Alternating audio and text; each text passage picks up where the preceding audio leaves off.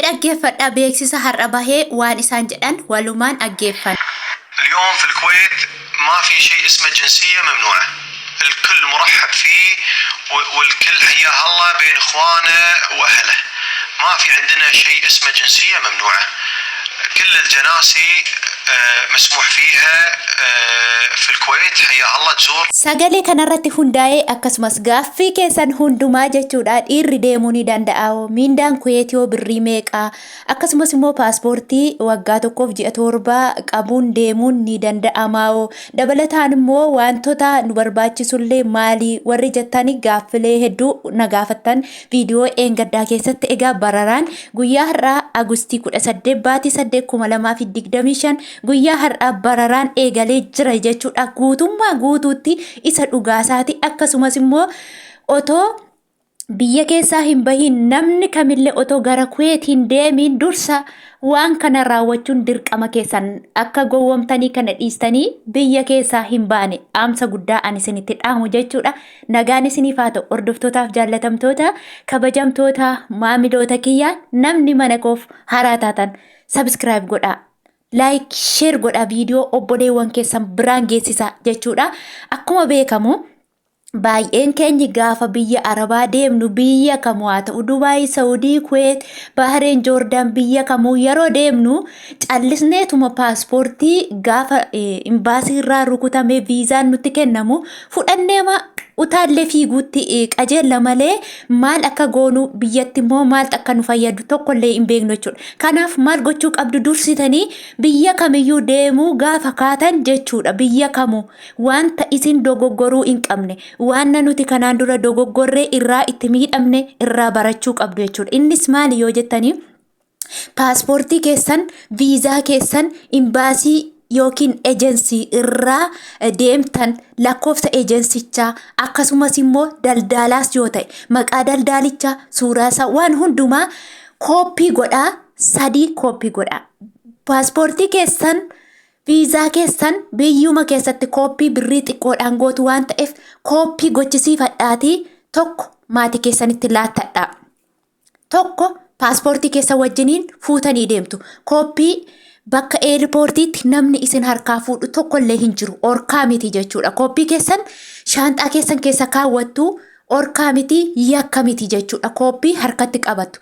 Maal jennaan gaafa dhaqxanii biyya Arabaa kamiyyuu haa ta'u amma fakkeenya Kuweet banamee jira. Warra nuyi goyyomnee darbine irra waan ta'eef isinitti himaa jira. Faayidaa isaas isinii gala jedhee yaada.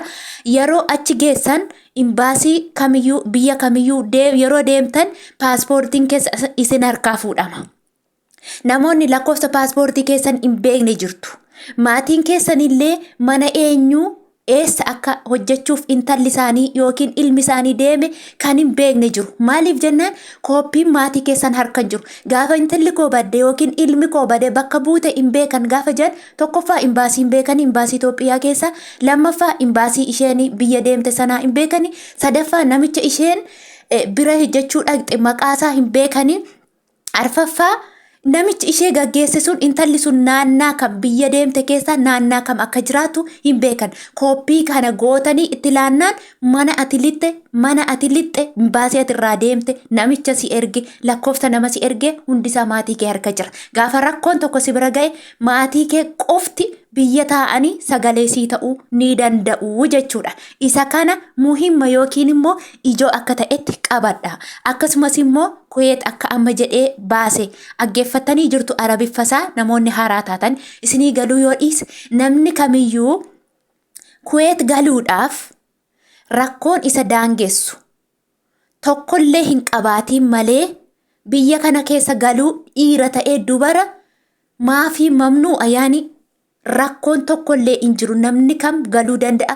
Maatii isaa fidachuu danda'a, fira isaa fidachuu danda'a. Dhiira ta'ee dubara ta'e namni kamuu biyya kana keessa lixuudhaaf eeyyamamaadha jedhee imbaasiin Kuweet guyyaa har'aa baasee jira jechuudha. Tokko gaaffii isin dhiirris ni danda'ama jettanitti eeyyeen dhiirri deemuu ni danda'ama. Garuu dhiirri yoo deeme Kuweet keessatti akka Saudii akka Dubaay Kuweet bal'aa miti waan ta'eef carraa hojii argachuuf baay'ee hiphaadha. shufeeriidhaan yookiin immoo konkolaachisummaan deemuun ni danda'ama. Yoo deemte shufeerinnetiin deemuun akka biyya keenya akka argite oofuun baay'ee ulfaataadha. Beekumsa dhibba yoo qabaatte shufeerinnetiidhaan dhibba afaan yoo beekte fiini dhibbatti yoo hojjechuu dandeessa taate deemuu ni dandeessa. Inni kunuu yoo namni viizaa hojjetee si erge malee daldala aan deemtee achi keessa geesse ji'a 5 ji'a 6 ol hojii malee tankaraatatu ni dandeessa. Maaliif jennaan koonistiraashinii wanti adda addaa Kuweet keessa bal'inaan hin jiru. Namoonni baay'een dhaqanii achitti rakkataa jiru. Tokko inni biraan immoo ani Saudi Arabiyaan jira. Saudi Arabiyaarra gara Kuweet deemee hojjetachuu nan danda'a badeef akkan jettan jirtu. Fakkeenyaaf Saudi Arabiyaa fi Kuweet keessattuu Kuweet irraa gara Riyaad dhufuudhaaf saayitii 6 qofadha. Riyaad bakka jedhamu. Ammoo Kuweet irraa Damam deemuuf saayitii 4 qofa gaafata. Kuweet irraa Neeriyaa bakka jedhamu dhaquudhaaf saayitii 2 jechuudha. Daarii Kuweet argeeraan fakkeenyaaf mataa kootiin ija kootiin jechuudha. Daarii Kuweetii fi daarii Saudii argeeran jira. Lukaan deemanii galuun makiinaa an deemtee galta jechuudha. Xiyyaaran barbaachisu. Kuweetiif Saudiin xiyyaaran barbaachisu makiinaadhaan dhaqanii galu. Fakkeenyaaf ilmi madaamii kiyyaa achirraa ejjetaa ture dura. Bakka Riyaad jiraata achi dhufe. Amma immoo bakka Jubeel bakka jedhamu jiraata. Jubeelii fi Kuweet walitti saayitii 2 qofa jechuudha. Daarii isaaniirra storaa fudhannee achi teenyirraa jechuudha. Isa dhugaa isiniin jedhani dhugaa masaa qubna gara dubbii soba hin qabne isinitti himaa jira.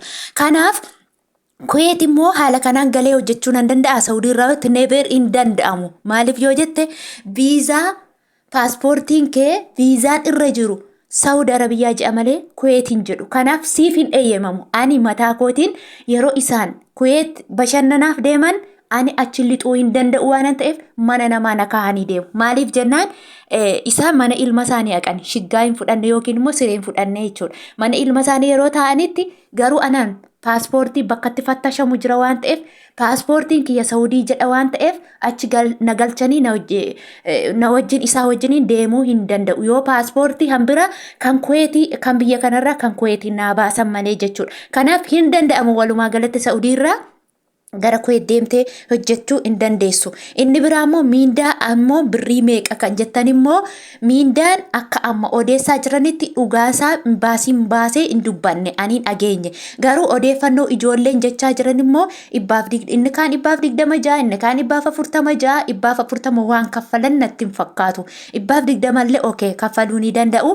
Akkuma beekamu immoo kontiraannii fi namoonni viizit viizaa deemtanii akkasumas immoo namoonni knowledge yookiin immoo beekumsa hojii qabdanii miindaa nama kamii dhaabbataa ta'uu dhiisuu ni mala jechuudha. Kanaaf walumaa galatti waa'ee miindaa kana je'ee jala muree isinitti himuu hin danda'u jechuudha. Inni biraa immoo paaspoortiin koo waggaa 1 fi ji'a 7 qaba. Ittiin deemuun ni danda'ama. Eeyyee itti deemuu ni dandeessa.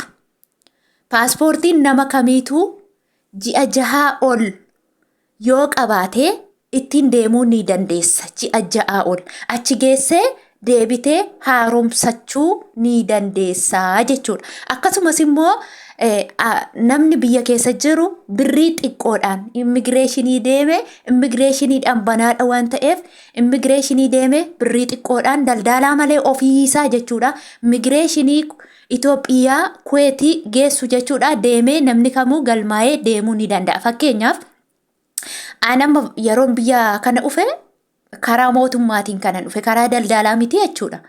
Rakkoo tokko gaafa uumte biyya tokko deemte immoo gaafa rakkoo tokko yookiin karaa Arabaa yookiin immoo karaa kee rakkoo yoo jiraate qaxxitaa biyya si gashu ji'a 3 yoo ji'a 3 asitti yoo ta'e immigireeshinii sanatti dawwalatte immigireeshinii sun sii qayyaruu ni danda'a manicha sana.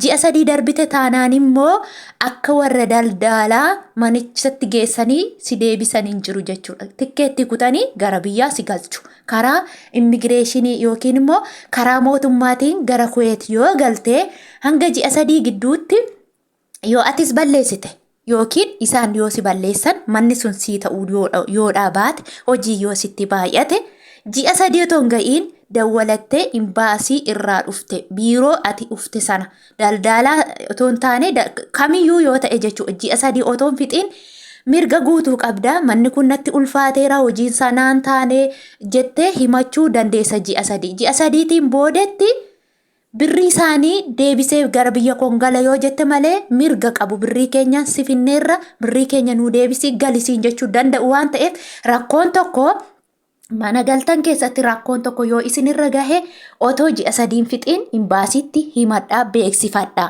Inni biraa ammoo maatii keessaniin kooppii akkuma isiniin jedhe sana kooppii sana maatii keessaniin akka hin ganne akka hin daganne akeekkachiisan xanaqqaqxanii maatii keessanitti laattanii dhufuu qabdu. Rakkoon tokko gaafa isinitti dhufte kallattii maatii keessanii kooppii sana qabatanii dhaqanii maqaa abaluutiin lakkoofsa kana kanaan adireesii kana kanaan biyya akkasii intalli koo bakka kana jirti intala koo imbaasiin biyya sana keessa jiru yookiin ilma koo imbaasii sana keessa jiru hatattamaan akkanaa qaban jedhanii Itoophiyaa imbaasii dhaqanii iyyachuu ni danda'u jechuudha. Kanaafuu irra caalaatti shamarraniif baay'ee bareedaadhaan siniin jedha karaa seeraatiin yoo deemtanii keessattuu warra dhiiraa immoo namoonni baay'een kuweet banameerettanii adaraan naman darariina maallaqa guddaa nama harkaa fuutanii geessitanii achitti naman darariina akkitti sirriisa hojii sirrii yoo argitan qofaa nama fudhadha an kanaan achi